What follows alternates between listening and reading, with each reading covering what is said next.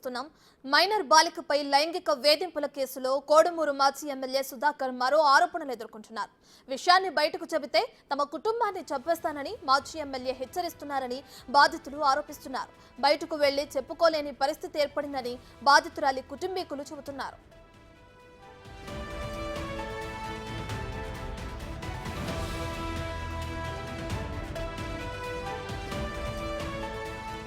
Minor బాలికపై అఘాయిత్యానికి పాల్పడిన కేసులో మాజీ ఎమ్మెల్యేకు సుమారు 11 ఏళ్ల జైలు శిక్ష పడే అవకాశాలున్నాయని న్యాయవాదులు చెబుతున్నారు. కేసులో సాక్ష్యాలు తారుమారు చేయకుండా చూడాలని జిల్లా కలెక్టర్ను బాధిత కుటుంబం ఆశ్రయించింది.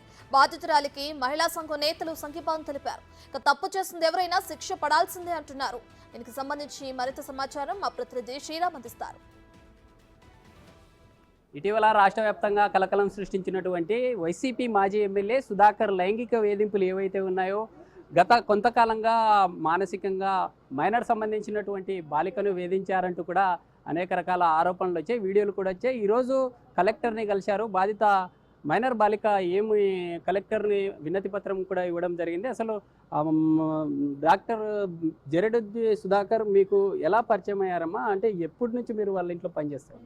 2019 నుంచి వాళ్ళ ఇంట్లో పని, అప్పటి నుంచి పరిచయం. ఇంట్లో వాళ్ళ ఇంట్లో మేము పని చేసేవాళ్ళం, నేను మా అమ్మ మా నాన్న ముగ్గురం.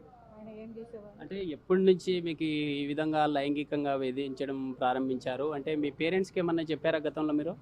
చెప్తే మా అమ్మ వాళ్ళకి చెప్పినా బయట వాళ్ళకి చెప్పినా చంపేపిస్తా అని నన్ను భయపడిచ్చినాడు. అందుకే ఎవరికి చెప్పలే ఈ విషయం. అంటే ఎప్పుడన్నా మీ అమ్మ వాళ్ళు అడగడం ఏదన్నా జరిగిందా? అతను ఎమ్మెల్యేగా ఉండేటప్పుడు ఎందుకు మీరు గతంలో ఎందుకు అడగలేకపోయారు? ఎవరిని? ఎమ్మెల్యే లైంగికంగా మిమ్మల్ని ఆ బూతు సంబంధించిన వీడియోలు చూపించిన టైంలో కావచ్చు, లేదా మీ మీద లైంగికంగా ఈ విధంగా చేస్తున్నారని మీరు ఎందుకు గతంలో రాలేదు? అంటే అప్పుడు అతనికి పదవి ఉంది కదా, అందుకు నేను ఏమైనా చేస్తానన్న ధైర్యంతో, నాకు చేస్తాడన్న ధైర్యంతో మేమేం బయటికి రాలే. ఇప్పుడు తనకు పదవి లేదు కదా, అందులో శిక్ష కూడా పడదు. ఇప్పుడైతే శిక్ష పడుతుంది. వాళ్ళే ఇంట్లో నుంచి వెళ్ళిపోమన్నారు. అమ్మాయి చెప్పు, అది చెప్పు. ఇంక ఇంట్లో నుంచి వాళ్ళు మాకు ఈ పనికి వద్దు అనేసి ఇద్దరు మమ్మల్ని పని మానిపించేసి.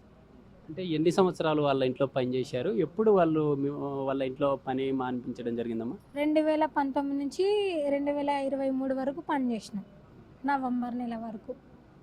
అప్పుడే వాళ్ళు నవంబర్లో వాళ్ళు పని మానిపించేసిన.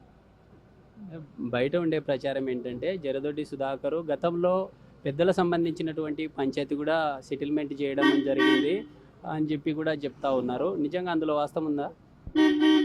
ఏమో నాకు తెలియదు. ఏమన్నారు? ఇప్పుడు కలెక్టర్ని కలిశారు కదా, కలెక్టర్ని కలిస్తే కలెక్టర్ ఏమని హామీ ఇచ్చారు? సరే నీకు న్యాయం చేస్తా అని చెప్పి. పేరెంట్స్ ఉన్నారు, పేరెంట్స్తో కూడా మాట్లాడదాం. అమ్మ చెప్పండి, మీరు ఎమ్మెల్యే వాళ్ళ ఇంట్లో పనిచేస్తూ ఉన్నారు కదా, అలాంటి టైంలో అలా మీ అమ్మాయి మీద లైంగికంగా అలా చేశారంటున్నారు, ఎప్పుడు తెలిసింది మీకు? మాకు ఈడ వచ్చినాక తెలిసింది సార్. ఈడ వచ్చినాక తెలిసింది మా పాపని ఇట్లా చేసినారు, ఇట్లా ఈడ వచ్చిందంట తెలిసిందంట. తర్వాత మేము కేసు పెట్టినాం అంతే సార్. అంటే ఎప్పుడు సంఘటన బయటకు వచ్చిన తర్వాత ఆ వీడియో బయటికి రావడం జరిగింది, తర్వాత ఎందుకు మీడియా ముందుకు కానీ లేదా కలెక్టర్ని కలవడం జరగలేదు? ఇప్పుడే ఎందుకు? ఎవరు పట్టించుకోరు. ఇప్పుడు పోయినా ఏం మమ్మల్ని దొబ్బేస్తారు అని ఎలక్షన్ అయిపోయిన తర్వాత మేము కేసు పెట్టడం జరిగింది అంతే సార్. తర్వాత ఇంకా ఆయన శిక్షించాలని మేము కోరుకుంటాం. అది ఎమ్మెల్యేల నుంచి, ఎమ్మెల్యే సంబంధించిన అనుచరుల నుంచి కానీ ఎమ్మెల్యేల సంబంధించిన వారి వల్ల మీకు ఏదన్నా ఇబ్బందులు కలుగుతా ఉన్నాయి? ఇబ్బంది కలుగుతామని మేము భయపడుతున్నాము. ఆయన నుండి కదిలిస్తున్నారని భయపడుతున్నాం. కలెక్టర్ని కలిశారు కదా, ఏమన్నారు? చేస్తాం, మీకు న్యాయం చేస్తామని.